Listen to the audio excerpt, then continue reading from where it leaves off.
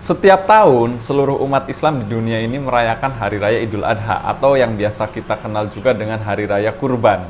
Nah, peristiwa ini menjadi sebuah gerakan sosial yang luar biasa, teman-teman. Terutama di Indonesia sendiri ya. Kalau kita sensus, mungkin jumlah kurban kambing atau sapi itu jumlahnya bisa puluhan ribu, ratusan ribu, atau mungkin jutaan ya.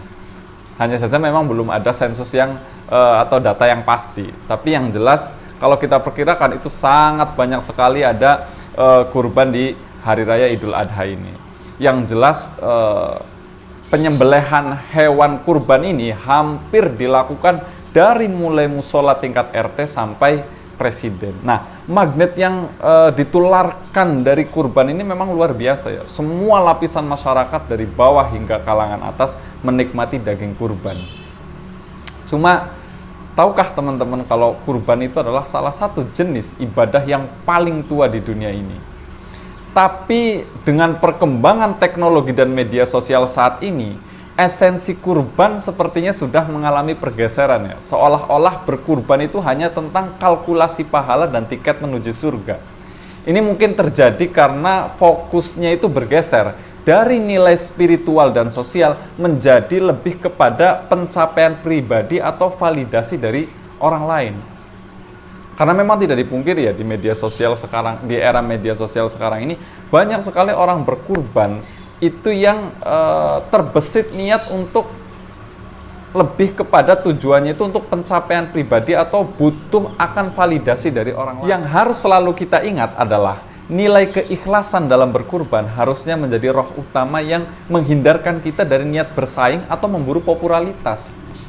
Karena apa? Substansi ibadah ini memang membutuhkan kejujuran dan keikhlasan yang mendalam bagi orang-orang yang ingin berkurban. Makanya sebagai muqorrib atau orang yang berkorban, kita diajak untuk memahami bahwa aksi penyembelihan hewan kurban bukan sekedar ritual, tetapi juga simbol perjuangan yang menyelamatkan kemanusiaan kita dari jeratan nafsu-nafsu yang rendah ya, atau hawa nafsu itu.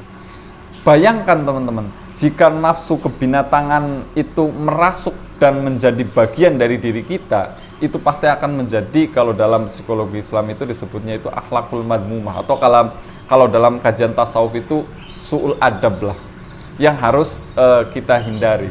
Jadi bukan hanya soal menghitung pahala atau berharap sembelihan kurban menjadi tiket menuju surga ya, tetapi lebih pada meresapi hikmah sosial dan spiritual dari ibadah kurban itu sendiri. Setidaknya ada 3 makna filosofis kurban pada saat Idul Adha. Filosofis yang pertama itu adalah menyembelih hawa nafsu. Penyembelihan hewan ternak seperti misalkan sapi, unta, kambing oleh seorang muslimin itu adalah wujud ibadah dan ketaatan kepada Allah, atau istilahnya itu taqarrub ilallah. Namun secara metaforis sebenarnya ini memiliki makna mendalam tentang menyembelih hawa nafsu atau nafsu-nafsu yang rendah yang ada dalam diri kita.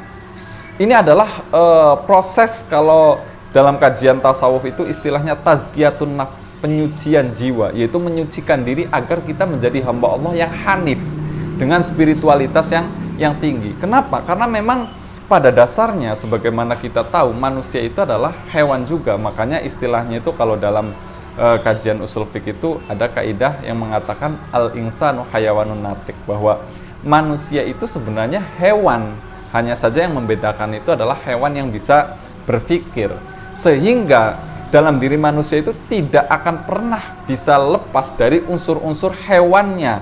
Makanya dengan adanya kurban ini, ketika kita menyembelih hewan kurban, filosofisnya itu adalah kita sembelih sisi kehewanan kita, sisi kehewanan yang ada dalam diri kita. Makanya salah satu proses tazkiyatun nafs, yaitu penyucian diri, itu adalah dengan membunuh hawa nafsu atau karakteristik atau sifat-sifat buas yang ada dalam diri kita. Filosofis yang kedua itu adalah ketaatan total, totalitas dalam ketaatan. Kenapa? Karena ketaatan dan kepatuhan total kepada perintah Allah itu sebenarnya akan membawa ketentraman hati kita. Contohnya misalkan gini, Nabi Ibrahim itu tidak pernah tahu bahwa akhirnya Ismail diganti dengan domba yang disembelih. Begitu juga dengan nabi-nabi yang lainnya yang memiliki ketaatan yang sangat totalitas. Seperti misalkan Nabi Musa tidak pernah tahu bahwa tongkat kesayangannya itu akhirnya bisa membelah lautan, atau bisa menelan ular-ular yang dibuat oleh para tukang sihir. Kemudian Nabi Nuh tidak pernah tahu akan terjadi banjir bandang yang dahsyat, tetapi beliau hanya taat